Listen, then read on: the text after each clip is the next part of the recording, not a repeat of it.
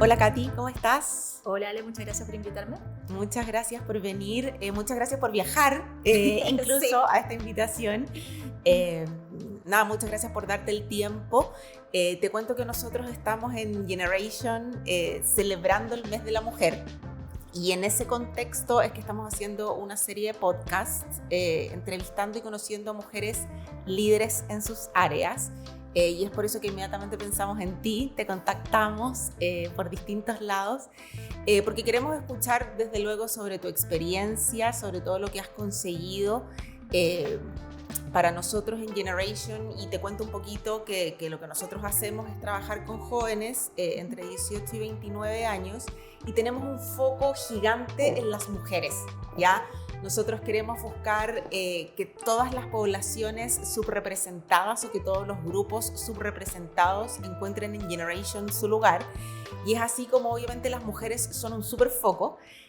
Nosotros buscamos tener un 50% de representación femenina en cada una de nuestras cohortes y a nivel global tenemos un 54% de graduados, o sea, en todo el mundo tenemos más de un 54% de graduadas mujeres y en Chile estamos cercanos al 47%, por lo tanto vamos en buena dirección, pero todavía nos falta. El año pasado hicimos una cohorte de JavaScript exclusiva de mujeres, o sea, es algo que buscamos, es algo que intencionamos. Entonces, en ese sentido, tenerte a ti y escuchar sobre tu experiencia como mujer va a ser súper inspirador para nuestras estudiantes. Y también le quiero contar a nuestras estudiantes quién es Katy Vergara.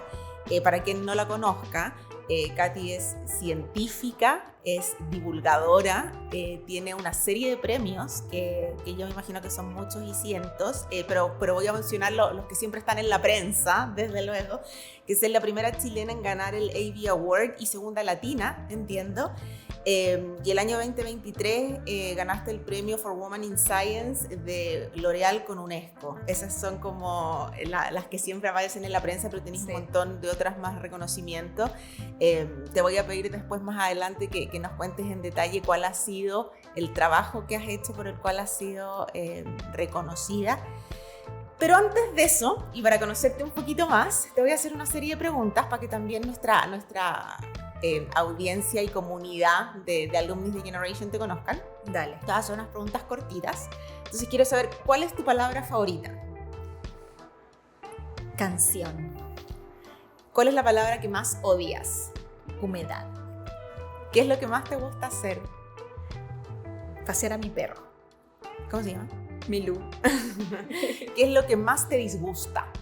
Lavar la loza. ¿Cuál es el sonido que más te gusta? Los pajaritos. ¿Cuál es el sonido que más odias? El cuchillo con el plato. Sí, es bien insoportable. ¿Cuál es tu palabrota favorita? Mierda. Okay. ¿Qué profesión? Tienes varias, pero ¿qué profesión, además de la que tienes, te gustaría tener? Bióloga marina. Ok. ¿Qué profesión no te gustaría ejercer? Leyes. Ok.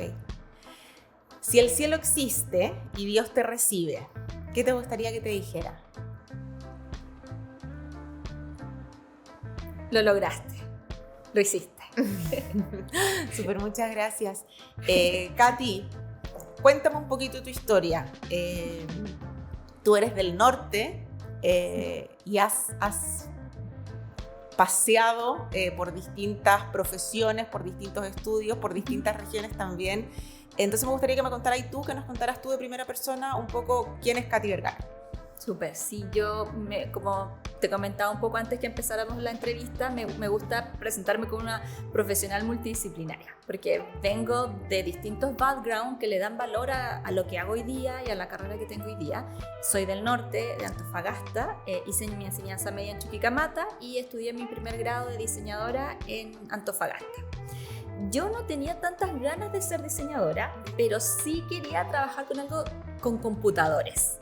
Era lo que más me gustaba, siempre me han apasionado los videojuegos y lo cierto es que no podía venirme a Santiago por temas económicos, no podía venir a estudiar a Santiago una carrera como realmente con computadores y eso era lo más cercano a lo que yo podía hacer, Así que estudié diseño, me gustó muchísimo, me entregó grandes primeras herramientas en temas artísticos, de diseño, de experiencia de usuario, también mucho trabajo de investigación se hizo ahí, entonces fue una buena primera carrera.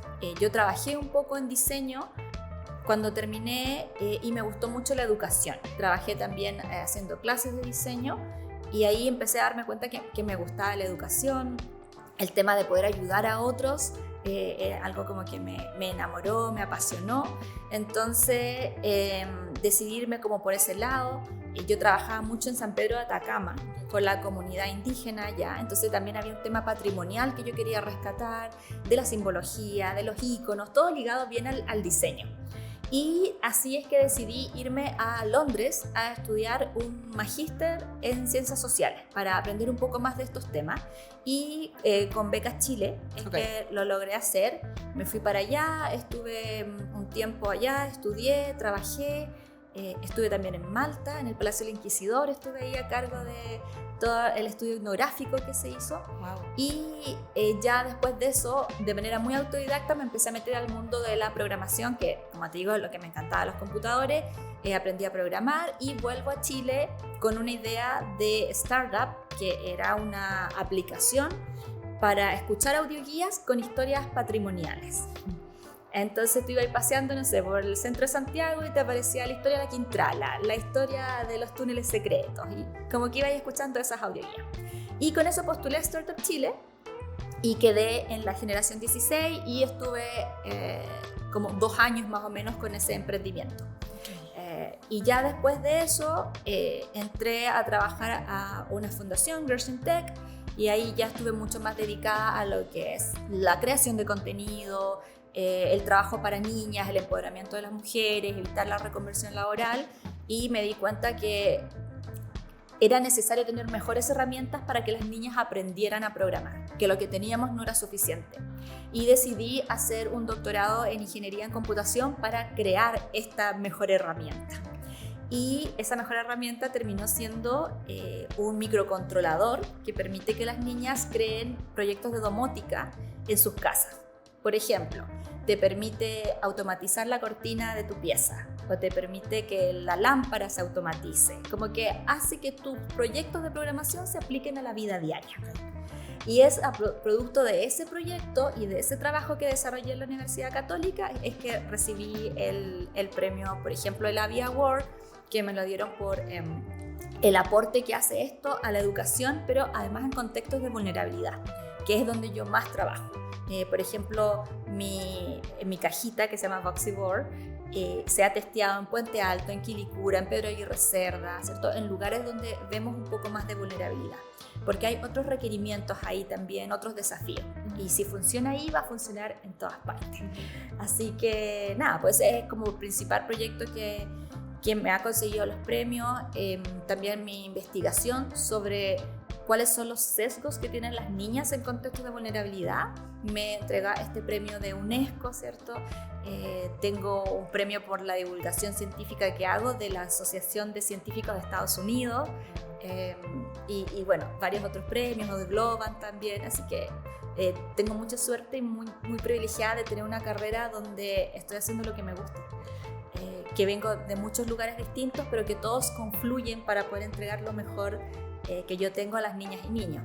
Y también, bueno, tengo un estudio de videojuegos que, como te digo, es lo que me ha gustado siempre, y este año en octubre lanzamos nuestro primer videojuego, así que estamos ahí bien emocionados.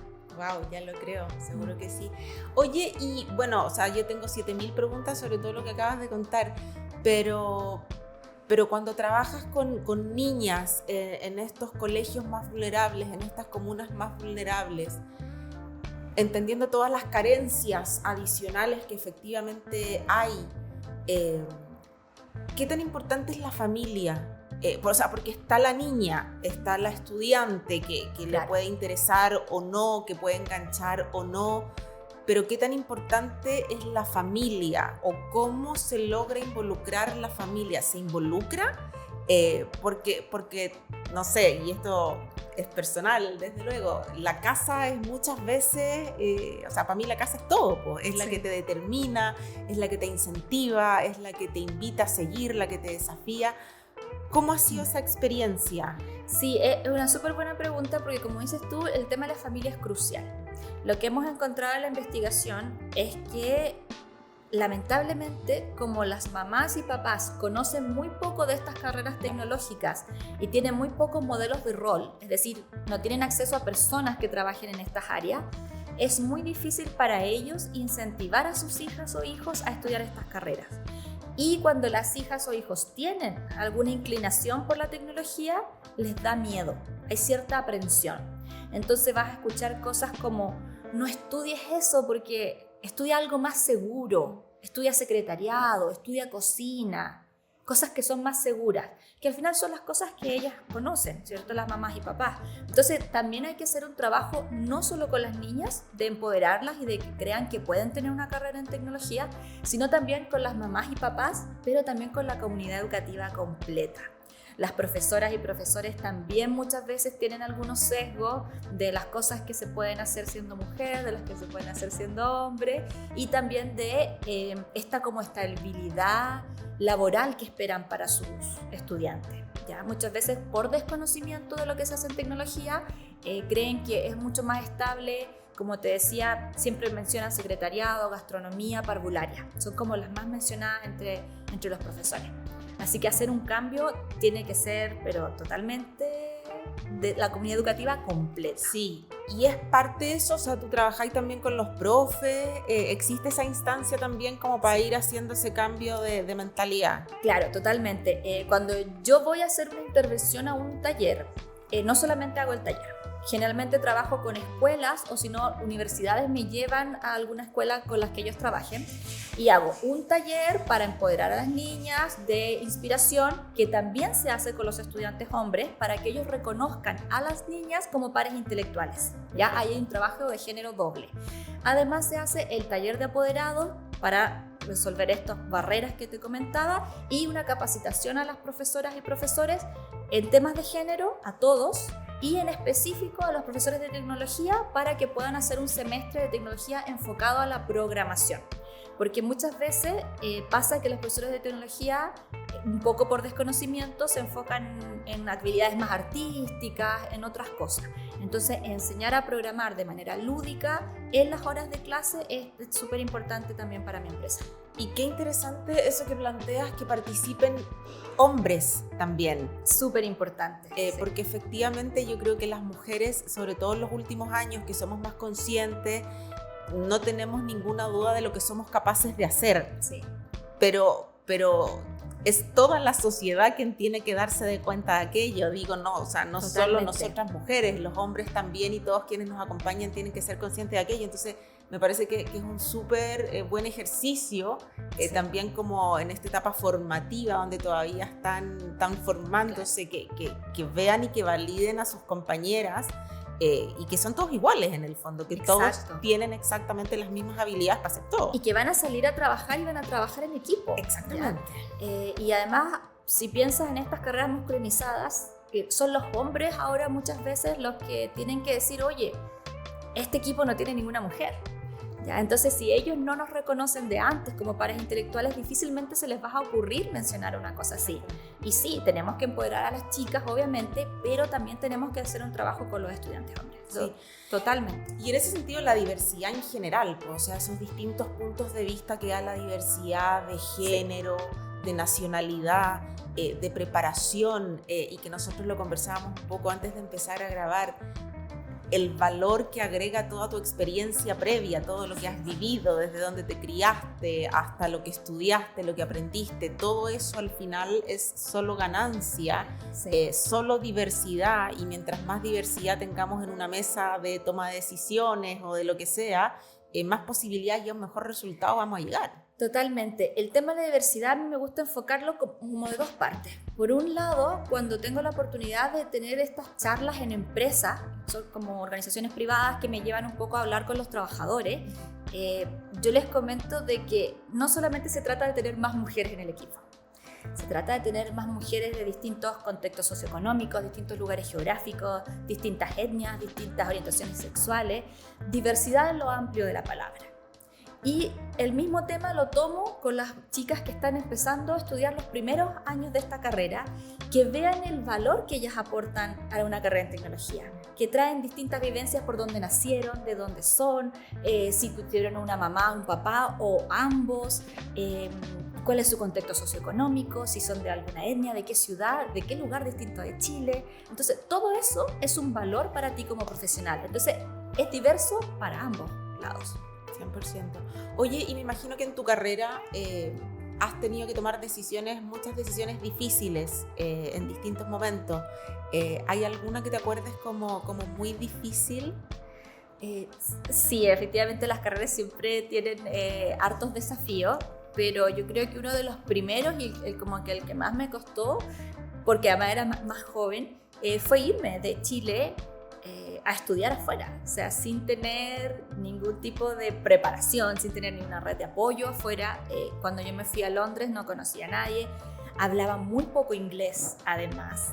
El mismo programa de Beca Chile, como yo no hablaba inglés, te daban un curso de inglés y algo ayudaba, pero yo llegué a Londres casi sin saber inglés y ahora súper fluido, o sea, publico artículos científicos en inglés, he dado charlas en inglés en Estados Unidos, no tengo ningún problema, pero en ese momento fue un gran desafío. Es súper difícil llegar como migrante a otro país donde hay mucho prejuicio también por ser latina, por ser de Chile. Entonces eso fue bastante difícil, fue muy duro, me sirvió muchísimo, crecí mucho como persona, no solamente en la academia y lo que aprendí, y como digo, también terminé aprendiendo inglés súper bien, pero claro, darme cuenta que pasara lo que pasara, yo iba a tener en mí las herramientas para resolver un problema. Yo creo que es el gran aprendizaje que tomo de haber estado sola en Londres.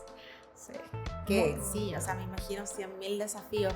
Qué bueno que tú pongas el tema como del inglés, porque para mí es crítico y yo cada vez que entra un grupo de estudiantes, cuando yo converso con ellos en la clase 0, que es como nuestra primera clase, o incluso a veces antes, en una instancia que hacemos previa, cuando todavía están buscando información, lo primero que les digo, aprendan inglés. O sea lo que sea que hagan, sea lo que sea que decidan hacer al final del día, si hablan un segundo idioma, que va a ser el inglés en la mayoría de los casos, van a tener más oportunidades siempre. Efectivamente, o sea, para trabajos y sobre todo en áreas como la tecnología, donde tenés que estudiar muchas veces solo y el contenido está en inglés, totalmente, te hace la experiencia mucho más llevadera. Sí, en ese sentido yo creo, igual que tú, o sea, el inglés es crucial, aunque sea un nivel básico de inglés, para aprender a programar te va a servir mucho, para leer la documentación que existe en inglés te va a servir mucho, pero además también al momento de buscar trabajo. Por ejemplo, yo estuve un año más o menos trabajando para la India. Y yo no hablo el idioma local, pero ellos hablan inglés, yo hablo inglés, nos podemos comunicar. Entonces, así también puedes trabajar en otros países desde Chile mismo. Esas son oportunidades que se dan si es que hablas bien el idioma. 100%, o sea, es una preparación también que nunca se acaba. Así es. Que puedes estar constantemente aprendiendo. Sí. Oye, ¿y qué tan difícil ha sido tu experiencia como posicionándote donde estás en una industria que es más masculina por defecto? ¿Lo has padecido mucho? ¿Lo padeciste al principio? ¿Lo padeces todavía? ¿Te da lo mismo? Yo creo que de cierta manera todas las mujeres en carreras masculinizadas algo padecemos. Okay. Yo estoy muy optimista y creo que ha ido cambiando para mejor. Por ejemplo, el primer trabajo que yo tuve en programación en una empresa de telecomunicaciones, vamos a decir. Okay, solamente. Sí, los programadores éramos 10 hombres y yo era la única mujer. Ahora ya no es tan así. Y eso igual era difícil, o sea, hay temas de relacionarse con los compañeros que son distintos al de relacionarse con las compañeras, es un gran desafío. Y he tenido como algunas instancias así como delicadas ya de grande, pero uno tiene que saber afrontarlas y también apoyarse en otras personas. Entonces, por ejemplo, esto es algo que me pasó en el doctorado, o sea, hace muy poco, hace 3 años de haber sido. Yo logré contactar a una persona que yo quería que me mentoreara, que para mí era un tipo muy seco, que trabajaba en la NASA, un chileno increíble. Wow. Y tuvimos una muy mala reunión y él me dijo que no veía sentido de las mujeres haciendo un doctorado en ingeniería porque como que no entendía para qué. Y yo me sentí súper dolida, me sentí como que en realidad ¿qué estoy haciendo acá? Teniendo ya un poco de aprensión y miedo porque yo no soy ingeniera. Entonces ya como que metió ahí un poquito la astilla donde duele, ¿no? Yo no soy ingeniera, a veces me siento una impostora en lo que estoy haciendo, él me dice que las mujeres no tenemos nada que hacer acá. Pucha, me sentí súper mal. Hablé con mi tutora del doctorado y le dije, es que yo voy a dejar el doctorado porque esto en realidad es cierto, ¿qué estoy haciendo acá? No voy a ser capaz. Y ella me apoyó en ese momento de debilidad y yo pude seguir adelante. Y en realidad después me recompuse y dije, bueno, en realidad yo voy a hacer un súper buen trabajo y voy a dar lo mejor de mí y no va a importar esto. Pero si yo no hubiera tenido ese apoyo, esa mentora que me hubiera dicho, ¿sabes qué? Si vaya a poder, tal vez me hubiera salido, tal vez me hubiera abandonado. Entonces, cuando enfrentamos desafíos de género, no olvidar que hay otras mujeres antes que nosotras, que están ahí, que han pasado por lo mismo y tal vez peor, y que nos pueden ayudar. Entonces, buscar esas manos amigas es súper importante. Qué potente y qué doloroso igual, porque entiendo que es una persona que tú buscaste. Sí, o sea, una persona que yo que admiraba. tú admirabas. Yo admiraba muchísimo, sí. Me imagino que se te cayó 100% del lugar donde estaba. No, fue muy duro. Como te digo, yo iba a dejar el doctorado, o sea, así de fuerte fue el choque. Pero con el apoyo de otras mujeres uno puede salir adelante y puede demostrar lo que vale. ¿Ya? No importa los estereotipos que pueda tener alguien sobre lo que la mujer puede o no puede hacer, importa lo que tú seas capaz de lograr. Sí. Oye, y tú hablaste, obvio, del famoso síndrome del impostor. Sí. ¿Qué tan frecuente aparece? O sea, esto que tú ahora me cuentas es súper potente y que te puso ahí en jaque. Pero ¿cómo es tu relación con el síndrome del impostor? ¿Cómo ha sido? Sí, yo trato de estar muy consciente del síndrome del impostor. También le hablo mucho a las chicas de él porque ocurre a todos los niveles. ¿Ya? Yo cuando trabajo en coaching he visto a mujeres en grandes puestos de liderazgo con este problema. O sea, de verdad que pasa a todos los niveles. Y me pasó también cuando yo recibí el primer premio en Estados Unidos, el Abby Award. Yo no creí, me llamaron por teléfono y yo no creí que yo me había recibido el premio. Yo dije, como me están hablando en inglés, yo no estoy entendiendo lo que me está diciendo. Evidentemente yo no soy la mujer que ganó este premio en todo el mundo. No lo podía creer, yo no soy capaz de algo así. Y esperé 3 días a que me llegara un mail para poder leerlo claramente y ver, sí, gané. Y ahí recién le dije a todas las personas. Y ahí me di cuenta de que, oye, pero yo misma también caí en el síndrome del impostor. Yo también creí que lo que yo hacía no era lo suficientemente bueno. Entonces nos puede pasar a todas. Esto es algo que ocurre, es un fenómeno común. Lo importante sí es saber recuperarse de él y poder seguir adelante y entregar lo que uno tiene para dar. Oye, y hablaste de esta tutora que te acompañó y que en el fondo te sostuvo y te acompañó a seguir. Ya curiosidad, ¿ha habido un hombre que profesionalmente te haya dado así un apoyo potente? Sí, hay hombres de la industria que están súper preocupados de apoyarnos, sobre todo cuando estamos empezando alguna cosa nueva. Conscientes. Conscientes, perfecto. Sí. Yo he visto mucho en la industria de la tecnología hombres que están conscientes de lo que está pasando, ya sea porque tienen una hija, ¿ya? O porque han vivido alguna experiencia o han visto alguna experiencia que no les parece que está correcta. Entonces, por ejemplo, yo mi carrera, me recuerdo cuando hice el cambio de diseño a empezar a enseñar, tenía miedo y no estaba segura de que iba a poder. Y fue el director de diseño de donde yo estudiaba, Alberto Beckers, quien me apoyó y me motivó a hacerlo y me dijo, yo creo en ti, estoy segura que vaya a hacer un súper buen trabajo, dale nomás. Entonces él creyó en mí antes que yo creyera en mí. Y es un hombre, ¿ya? Y también me viene así como en este momento, cuando hice mi primer rol de Product Manager, de como orientar todo lo que se hacía en un proyecto, manejar el equipo de programadores, ser como la intermediaria, perdón, entre el cliente y el programador y todo, ese nuevo rol que fue un desafío. Ravi Daga de Bank of America fue un tremendo mentor, o sea, se reunía conmigo, me apoyaba. También en Microsoft, entonces ha habido gente que me ha apoyado. De verdad que yo creo que cuando uno busca, hay gente dispuesta, hombres y mujeres, a apoyarnos en nuestra carrera. Oye, ¿y qué te pasa a ti cuando reflexionas o eres consciente o no sé cómo lo vives, cuando te das cuenta del impacto que tú tienes en otras mujeres? Cuando las niñas con que tú trabajas dices como, yo quiero ser como ella. ¿Qué te pasa? Sí, es súper bonito. Es una cosa que me hace sentir así como, ya, el trabajo está bien hecho. Ok. Ya, y siempre es como mi motor para seguir adelante, porque este trabajo no es fácil. Ya, el mundo de la tecnología no necesariamente es fácil.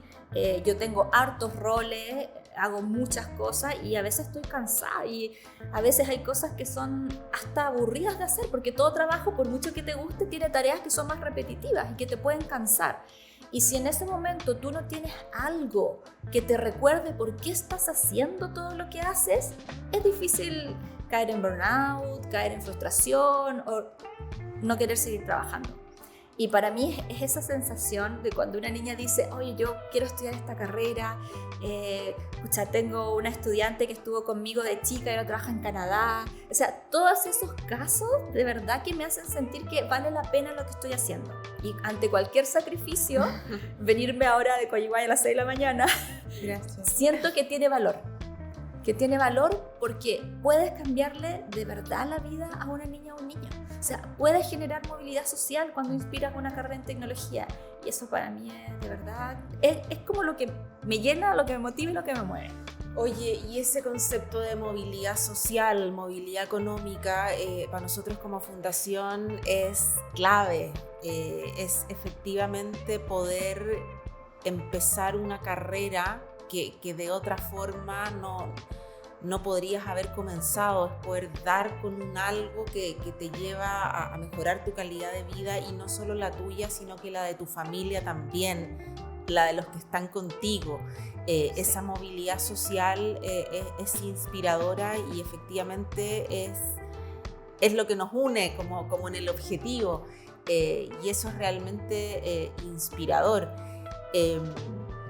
¿Qué cualidades personales? Yo sé, porque bueno, obviamente estudié algunas entrevistas tuyas, yo sé que tu madre y tu abuela son súper importantes en tu vida. ¿Qué cualidades personales son para ti súper importantes en este ámbito profesional? ¿Qué es lo intransable para ti en términos personales para poder llegar a ser un buen profesional? Sí, súper buena pregunta. Igual me quiero detener un poco en el tema de la movilidad social, porque es súper importante. Yo no estaría aquí si no fuera por eso. O sea, yo siempre le cuento a mi estudiante, yo cuando tenía 7, 8 años, yo todavía vivía en una toma. Entonces, si no fuera porque mi papá en un momento estudió una carrera STEM, no habría podido sacar a la familia de donde estábamos, no podría habernos entregado movilidad social, que me abrió todas las otras puertas que vinieron para mí en el futuro. Entonces, de verdad que cuando cambiamos la vida de una mujer, estamos cambiando la vida de toda una familia. Y eso es súper importante. Y es precisamente de un contexto de vulnerabilidad en el que crezco, que traigo muchos valores a lo que hago ahora. Porque podremos haber crecido con mucha carencia de cosas materiales, pero mi abuela, mi mamá siempre me apoyaron, me enseñaron a leer a una edad muy temprana, me incentivaron la curiosidad, a que yo descubriera, y la verdad es que la curiosidad para una científica es súper importante. Es súper importante. De mi papá aprendí como a trabajar de manera eficiente, responsable, que también son cosas que ocupo hoy en día. Entonces son valores de la familia que, independiente de lo que tuviéramos o no materialmente cuando era chica, me permitieron ser la profesional que soy hoy día. ¿Y qué le inculcas a las niñas cuando tú estás con ellas en términos como de disciplina? Sí. A mí me gusta mucho, por un lado, como decía, el tema de la curiosidad, porque creo que es súper importante el atrevernos a buscar cosas nuevas, pero también desarrollar tolerancia a la frustración. Las carreras de tecnología no son sencillas, no es fácil, pero nada en la vida que valga la pena es fácil. Entonces hay que decidirse y hay que hacer, pero hay que aumentar la tolerancia a la frustración para que cuando te equivoques, para cuando te encuentres con una barrera, poder tomarla para aprender más y seguir adelante, no para dejarlo, no para renunciar. Y eso es un valor súper importante, la resiliencia y también el aprender, el ensayo y el error, el aprender del equivocarse es súper importante y son de los valores socioemocionales que a mí me gusta transmitir también en mis talleres. Yo quiero que un poco me cuentes a mí y a nuestras alumnas, a las que están, a las graduadas y a las que vendrán, ¿cuál es el consejo tuyo pensando en cuán rápido se mueve la tecnología? Nosotros, cuando analizamos todos nuestros KPIs, todos nuestros números y analizamos, vemos que lo que era un desarrollador junior, un programador junior hace 3 años no es lo mismo que es hoy. Se piden distintas cosas. Y porque finalmente la industria de la tecnología se mueve muy rápido. Conversábamos antes de grabar sobre la inteligencia artificial, sobre todos los cambios que ocurren, cambios de gobierno que incluso impactan en políticas públicas. O sea, esto es un cambio constante que por una parte tiene eso y por otra parte tiene el cambio de la tecnología. Estamos en constante cambio. Y en ese sentido, el aprendizaje y la preparación no pueden parar. Totalmente. Nosotros nunca estamos 100% preparados, nunca llegamos al máximo de preparación, eso no existe. ¿Cómo no frustrarse en el camino? Cuando tenís carencias, cuando tenís 7.000 problemas, cuando tenís familia a la que hacerte cargo, cuando tenís hijos que tienen sus propios temas, cuando tenís un montón de cosas en tu mochila. ¿Cómo no frustrarse? ¿Cómo vivir esa frustración? Claro. Porque es complejo al final. Sí, yo creo que es un tema múltiple. La verdad, como dices tú, los desafíos de las personas siempre van a ser distintos. Cada persona es un mundo, cada mujer es un mundo y va a venir con distintas responsabilidades, con distintas mochilas que va a tener que cargar. Pero yo creo que es muy importante darse cuenta que el aprendizaje es continuo. Entonces el combustible que tenemos nos tiene que durar siempre. Una manera de hacer que ese combustible nos dure por siempre es darnos cuenta que no hay un objetivo final. Este no es un camino que recorremos del punto A al punto B, llegamos y terminamos. Este es un camino que vamos a recorrer durante toda nuestra carrera, durante toda nuestra vida. Entonces lo importante es disfrutar el camino, es disfrutar el proceso. Y para eso tenemos que entender que el error es una parte fundamental. No se trata de si nos vamos a equivocar o no. Se trata de qué hacemos y cómo enfrentemos el error. Porque nos vamos a equivocar, sí o sí. Es parte del camino. Caerse es parte del camino. Pero hay que saber que el camino sigue. Entonces uno desarrolla tolerancia a la frustración, resiliencia. ¿Qué hice mal? ¿Qué hice bien? ¿Qué puedo mejorar? Y sigo mi camino. Me caigo de nuevo. ¿Qué hice mal? ¿Qué hice bien? ¿Qué puedo mejorar? Y sigo mi camino. Porque el objetivo no es llegar ni más lento ni más rápido al final, es seguir aprendiendo continuamente. Entonces cuando lo vemos así, ya no es tan desafiante, porque no es como me tengo que apurar para llegar a la meta, porque no hay meta. Exacto. Y eso te quita también mucho peso al decir, pucha, sé que hoy día estoy enferma, hoy día no voy a poder dar el 100%. Pero, ¿sabes qué? Ahora estoy súper bien, tengo un espacio de tiempo, no sé, los niños están en el colegio, voy a poder dar el 100%. A veces damos más, a veces damos menos, no importa, porque el camino no se acaba. Siempre hay espacio para poder hacer lo que no pudimos hacer antes. Y yo creo que eso que tú planteas del espacio de reflexión es súper importante. Yo creo que muchas veces uno se salta ese espacio. avanza, Sí. como que consigue, va, pero no nos damos muchas veces como el espacio de reflexionar y decir como, bueno, ¿por qué fallé? ¿Por qué me equivoqué? ¿En qué me equivoqué? ¿Y qué aprendo de ese proceso? Yo creo que es importante que tratemos de, que siempre decimos, no, que no tenemos tiempo para nada. Yo creo que ese es el tiempo un poco no transable, como el tiempo que uno tiene de estar con una y pensar y analizar y decir como, bueno, por esto aprendo, con esto me quedo, esto me llevo. Totalmente. No pasar de largo. Sí, o sea, el autoconocimiento es súper importante por muchas cosas, pero sobre todo porque cuando tú tomes decisiones tienes que tener prioridades claras. ¿Qué es lo importante para ti? Que es, no sé, tener más tiempo en la casa o que te paguen más. O sea, ¿cuáles van a ser las prioridades que van a guiar las decisiones que vas a tomar en tu carrera? Pero para saber esas prioridades tienes que conocerte, tienes que saber a lo que tú le das valor, no la sociedad, no lo que te dicen otras personas que tiene valor, lo que para ti es importante. Entonces, detenerse, tener estos procesos de autorreflexión, de preguntarte qué he aprendido, qué me ha gustado, qué quiero seguir haciendo, qué no quiero seguir haciendo, es súper, es muy importante y va a ser clave para la carrera y va a ser clave para otras decisiones de la vida de la mujer que también son muy importantes, como voy a tener hijos o no, quién va a ser mi pareja, qué tipo de pareja quiero a mi lado, que son decisiones que al final igual van a impactar tu carrera. Quiero estar sola, por ejemplo, tener la libertad de decir esto es lo que quiero para mí y no lo que la sociedad espera que yo haga. Es muy, muy crucial. Es crucial y es difícil, o sea, porque finalmente la sociedad siempre nos ha puesto tantos roles que tenemos que cumplir, que tenemos que ser madres, que tenemos que ser profesionales, que tenemos que ser buenas mamás y que hay que cumplir con estereotipos. Entonces, claro, es difícil de pronto cuestionarse eso y decir, ¿qué tal si yo no quiero eso? Sí. Pero eso que tú planteas de saber qué es lo que quiero. Sí. Y buscar a partir de ahí es clave, porque eso va a hacer que mi viaje sea único y que no me puedo comparar contigo porque nuestras historias son distintas y nuestros viajes son distintos.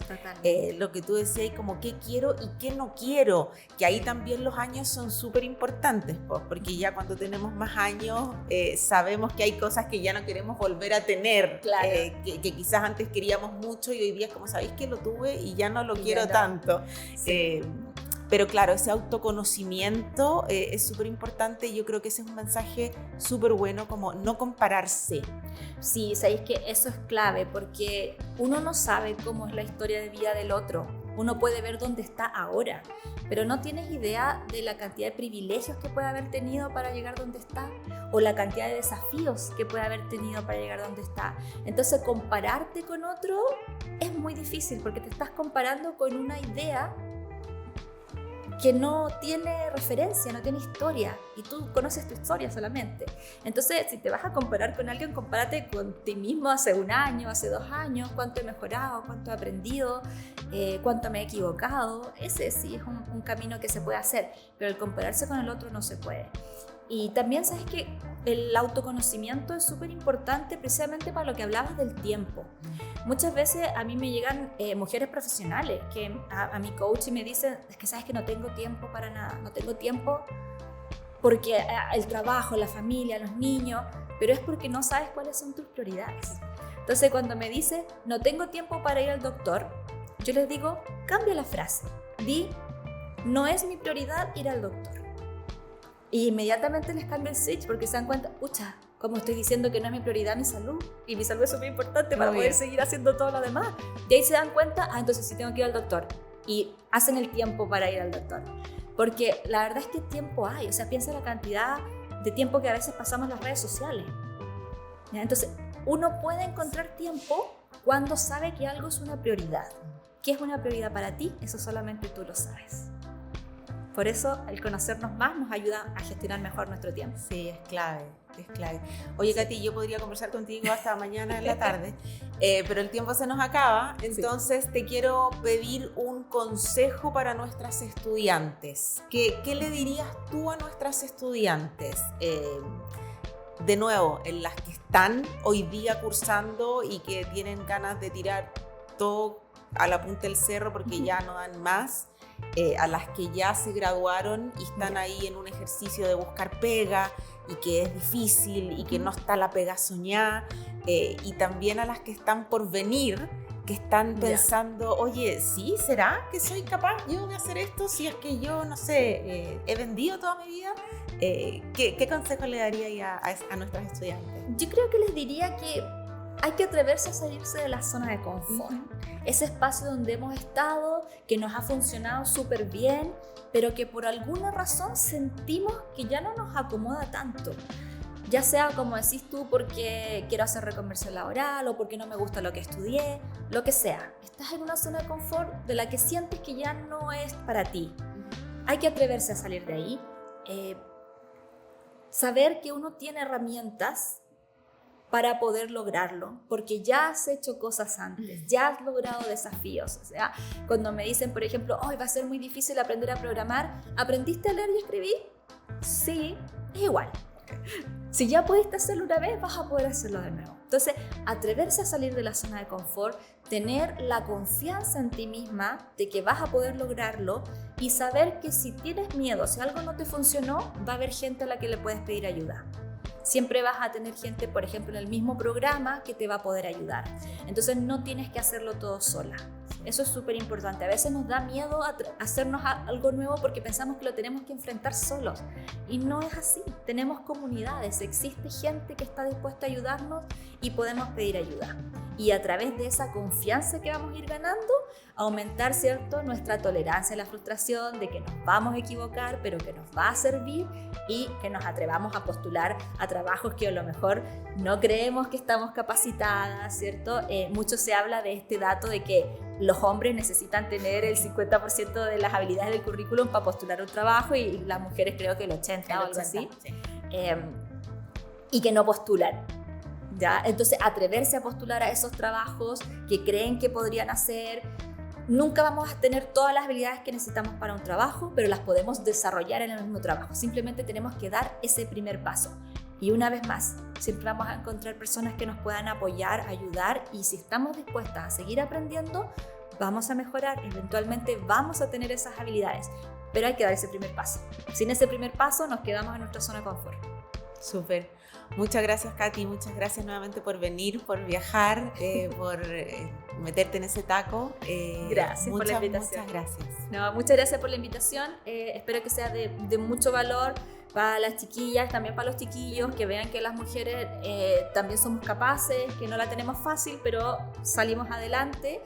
Así que trabajo multidisciplinario y chicas y chicos trabajando juntos salimos todos adelante. Súper. Gracias. Gracias.